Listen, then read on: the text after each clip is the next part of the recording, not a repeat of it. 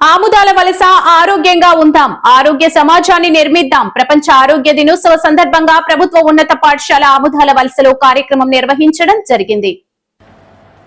జన విజ్ఞాన వేదిక రాష్ట్ర కార్యదర్శి గొంటి గిరిధర్ ఉపాధ్యాయులను విద్యార్థులను ఉద్దేశించి మాట్లాడుతూ ఆరోగ్యమే మహాభాగ్యమని, ప్రజల్లో ఆరోగ్యంపై అవగాహన కల్పించడానికి ప్రతి ఏటా ఏప్రిల్ 7న ప్రపంచ ఆరోగ్య దినోత్సవాన్ని జరుపుతారని తెలిపారు. జన విజ్ఞాన వేదిక ప్రజా ఆరోగ్య వ్యవస్థ బలోపేతం కోసం ఈ నెల ఏప్రిల్ 5న విజయవాడలో రాష్ట్ర స్థాయి సదస్సు డాక్టర్ల నుండి గ్రామీణ ప్రాంత ఆరోగ్య కార్యకర్తలు చైతన్యం పొందేందుకు నిర్వహించామని తెలిపారు. ఆరోగ్యంగా ఉండాలంటే తప్పనిసరిగా కొన్ని రకాల జాగ్రత్తలు పాటించాలని, అందులో భాగంగా ఆరోగ్యకరమైన ఆహారం తీసుకోవాలని తెలిపారు.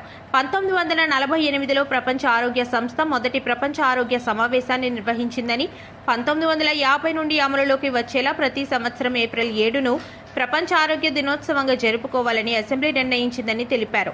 ప్రపంచ ఆరోగ్య దినోత్సవాన్ని సంస్థ స్థాపనకు గుర్తుగా జరుపుకుంటారు మరియు ప్రతి సంవత్సరం ప్రపంచ ఆరోగ్యానికి ముఖ్యమైన విషయంపై ప్రపంచవ్యాప్తంగా దృష్టిని ఆకర్షించడానికి సంస్థ ప్రపంచ ఆరోగ్య దినోత్సవాన్ని ప్రజారోగ్య సమస్యలపై ఆసక్తి ఉన్న వివిధ ప్రభుత్వాలు మరియు ప్రభుత్వేతర సంస్థలు గుర్తించాయని తెలిపారు.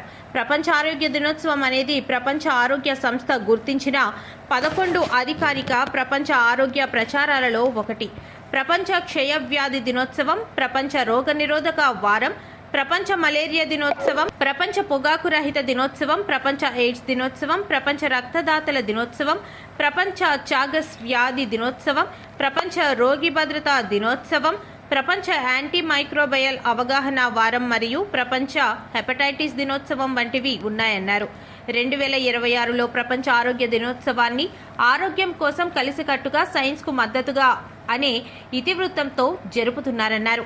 కార్యక్రమంలో ఇన్ఛార్జ్ ప్రధానోపాధ్యాయులు పైల రవికుమార్, ఉపాధ్యాయులు పైడి రామస్వామి నాయుడు, షేక్ షావలి, సిహెచ్ మనోహర్, బిఏ శివరాజ్, కోట ఈశ్వర్రావు, బి ఉగాది, బి శరత్ కుమారి, ఎస్ సులోచనారాణి, ఎం ఉమాకుమారి, జి కుమారి, సిహెచ్ నాగేశ్వరరావు, విద్యార్థులు పాల్గొన్నారు. 1950 నుండి ప్రపంచ ఆరోగ్య దినోత్సవాన్ని నిర్వహించుకుంటున్నారు. వెనక అబ్బాయిలు మాట్లాడుకున్నారు. ఉంటేనే మనం ఆరోగ్యంగా ఉంటేనే సమాజం ఆరోగ్యంగా ఉంటుంది. అంటే అనేకమైన సమస్యలు పట్టి పీడిస్తున్నాయి ఈరోజు సమాజాన్ని. మలేరియా లాంటివి, కలరా లాంటివి, డెంగ్యూ లాంటివి, ఎయిడ్స్ లాంటివి, క్యాన్సర్ లాంటివి చాలా తీవ్రమైన